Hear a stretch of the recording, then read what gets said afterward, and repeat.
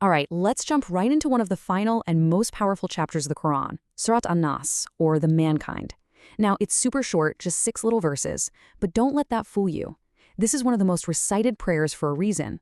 It's like a spiritual shield against all the stuff that makes us anxious. We're going to break down how it's built to see why it's such an incredible prayer for protection. Get this. Right from the very first word, the tone is set. It starts with say. Now that might seem simple, but it's actually a command. This isn't some passive, quiet wish. It's a call to action.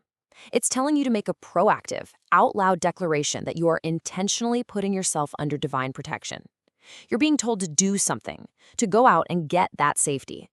So what that really does is it frames this whole idea of protection as a conscious choice. It's not about just sitting back and waiting for help to show up. It's about you making the decision to go find it. You are the one starting the conversation, taking that first step. And that simple shift makes this prayer an act of empowerment. Okay, so if we're taking action and seeking refuge, the obvious next question is, who exactly are we running to for help? The prayer answers that immediately and with so much depth. It introduces the protector with 3 really distinct and powerful titles. This is the solution part of the equation.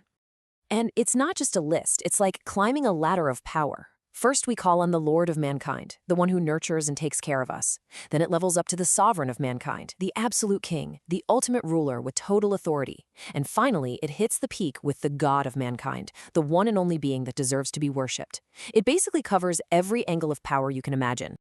And hey, did you catch the repetition?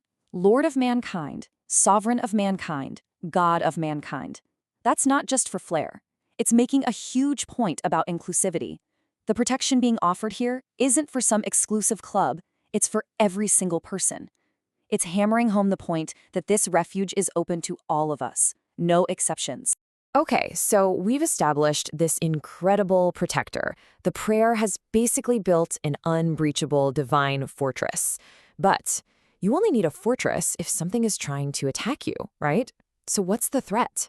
What is this evil that's so bad we need this level of protection?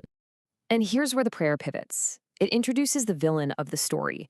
But what's so fascinating is that this enemy isn't some big, scary monster. It doesn't fight with force. Its weapon of choice is way more subtle, way more sneaky. It's a whisper.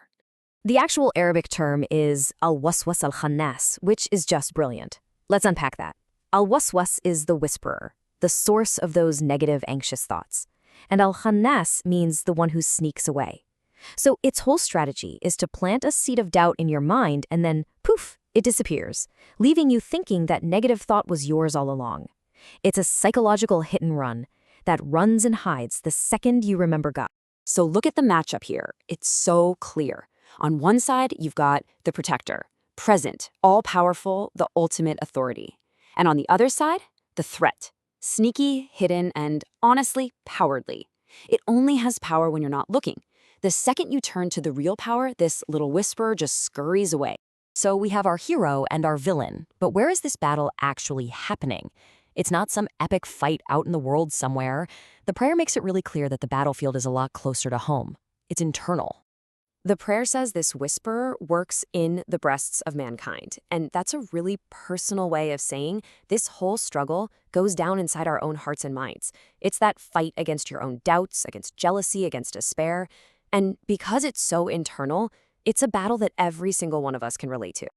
So, just how complete is this shield? Well, the prayer wraps everything up by covering all its bases.